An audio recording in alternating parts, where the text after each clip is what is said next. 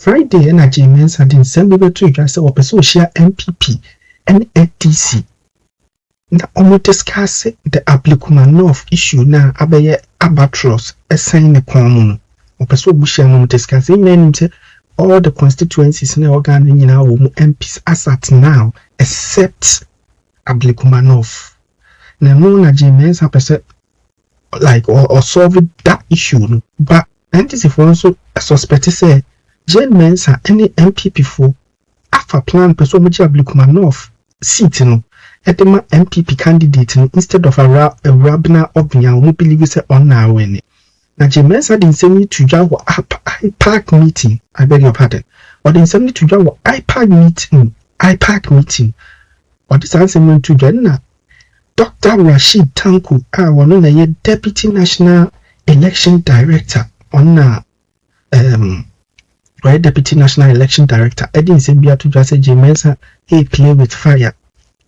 Na moment in sama the Dr. Rashid Tanku computer or the tuja bra granting interview. My guest in this edition is acting CEO of GIFEC. He's also the Deputy Director of Elections and IT for the NDC, Dr. Rashid Tanku computer. Doc, I appreciate your patience in talking to us, but I did say we'll take off from where you left, and I'm tempted to go back a little bit to the social contract, but I think we spent enough time on that.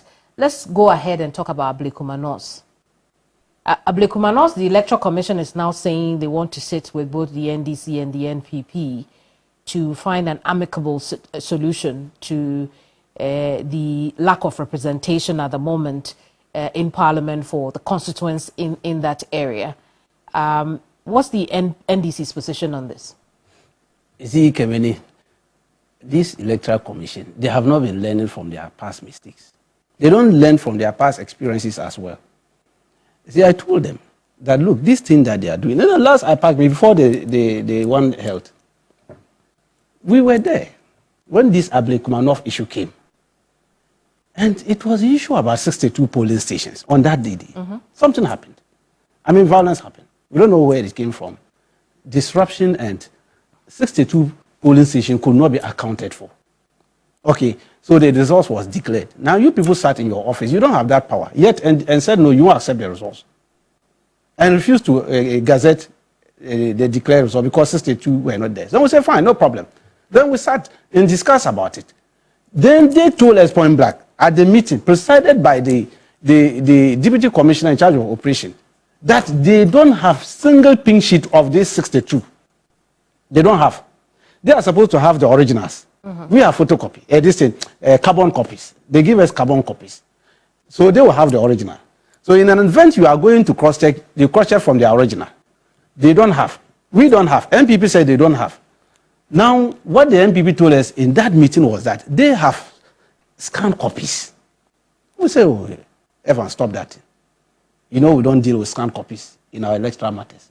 Our electoral system is purely a manual process.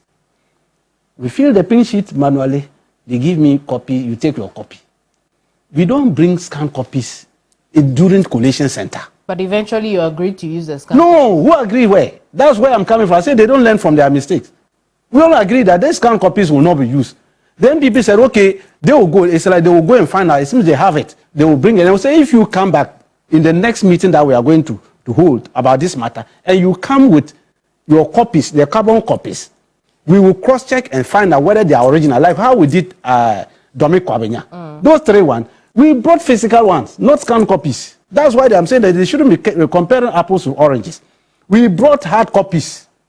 The presiding officer came and looked at it and said, yes, this is mine. No, but eventually in the case of Ablekuma North, some agreements or concessions were made with the 62. No, we didn't. I see. We stood by our 62. You see, what they did was complete kokufu. It wasn't part of us. They did their own thing. They did their own thing. You know, we went to court after the Mendemus. We ran for an appeal against it and a stay of execution. So because of that, we didn't participate in that process. But some of our officers in the constituencies, I'm saying they didn't know that we have filed this thing. Did you see our candidate there?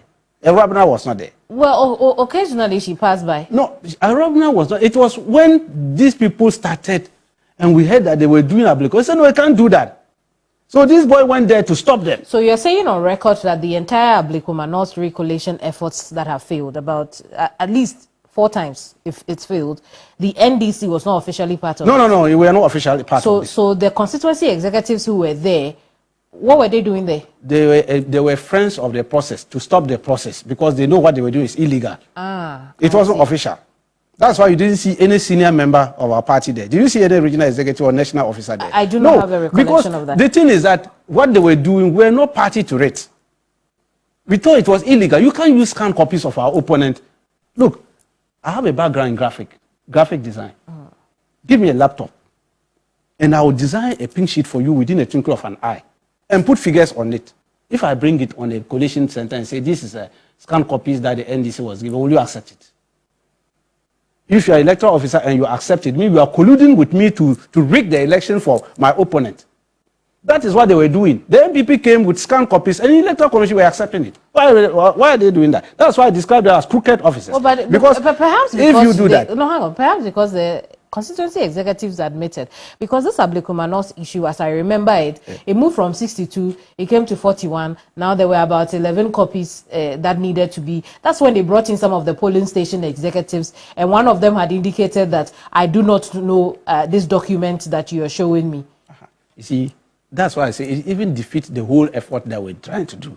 I told you, this MPP, they are masters in faking pink sheets and concocting figures. That has been their modus operandi. I do not know that. I'll give you an example. Didn't you see the presiding officer came and said, this is not my document? Yes. So where did they come from? Somebody concocted it and designed it and was forcing on the EC. And these EC officers who were there were trying to use it. So how will you describe these people? So 2 things are happening. The Electoral Commission wants to sit with the NPP and the NDC to forge a way forward for Ablekuma North. We also know that you are in court over this matter. What is going to happen now? Because you have the majority in the House, your House is incomplete, and it would appear that, you know, we are just watching the wheel of time move. Emini, you see, the right person must represent Ablekuma North people in the chamber, not an illegal person. You see, that has been our position, NDC. It's not that we don't want Ablekuma North to be declared, but we want the right person. For instance, we have about 6 or so illegal officers in Parliament now. We are chasing them. They were declared illegally and sworn in, and we are going to go after them. One of them is already in horseshoe. Are you referring to Tema Central? Not Tema Central. This Akotia. Ablekuma. Yes. He's in hot waters. He's also at the Supreme Court. But the Supreme Court asked him, he's only lucky they asked him he should stay there. They want to discuss it, yes. Not he has already been charged criminally and convicted. He's a convict now. Are you aware of that? We know about the High Court. It's always described as he's a convict of the court. He's now only left with sentences. He's like his Supreme Court said they shouldn't sentence him, that they should hold on it. But he's a convict. Let's agree on that. Others are following. Look, Arnaud Dompré, we have gotten him through substituted service. We posted in his house, on his door. We will get him too. They are fugitives. You're contesting Arnaud Dompré as well, who is the chief whip for the minority side. Yes, he's an illegal MP. I see. Yes, we are contesting it. We've gotten substituted service from Kufri High Court, and he's been running away from service. Now we got him through substitutes. He cannot dodge again. We'll get him. We are chasing another 3 in Ashanti region. I see. And so you also did substituted service in Tema Central. In Tema Central. For the Tema Central and then the Okaikwe Central as well. We are chasing all of them because these are... Which Okaikwe Central? Patrick Yabua? Yes, we are chasing that one too. All of them. You don't say? Yes, we mean it. We want it. You see, Ghanaians voters for NDC. They wanted peace of mind in Parliament. You see these 88 people, see what they are doing. This small number.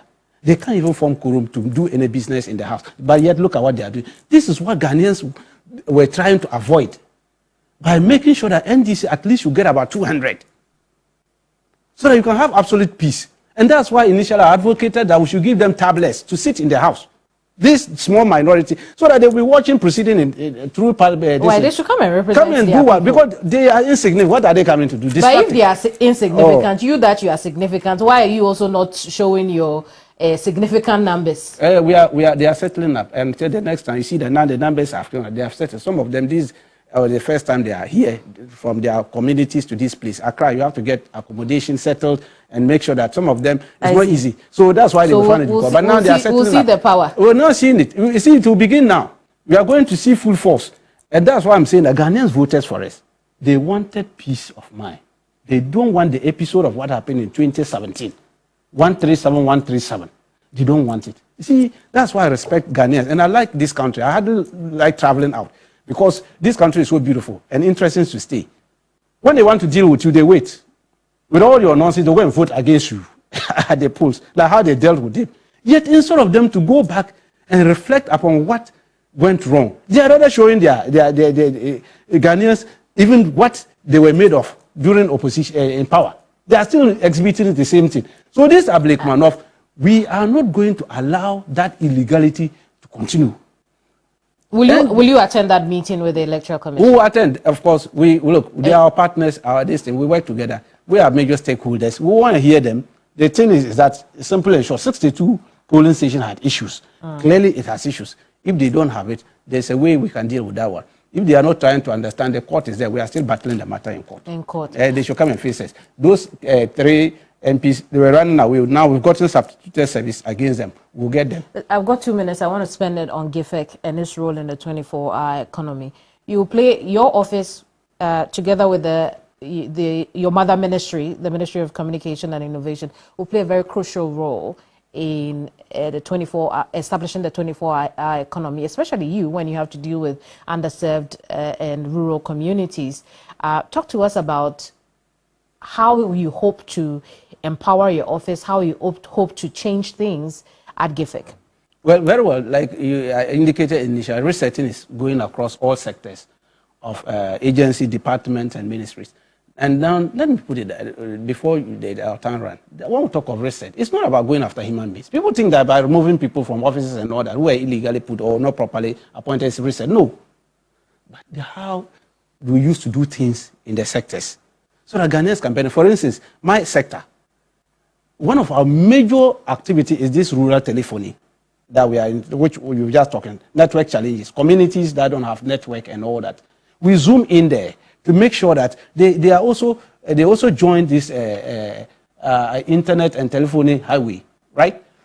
You look, during the campaign time, we went to some community, you are cut off. You can't reach your family, you can't reach anybody. Completely cut off. So GIFEC will go into those areas. We want to make sure that all the communities with a network are hooked up. They have a semblance of communication. Because if we are going to go to this electronic business or electronic governance that we want to go in, and most of our communities are not hooked into that, what are we doing?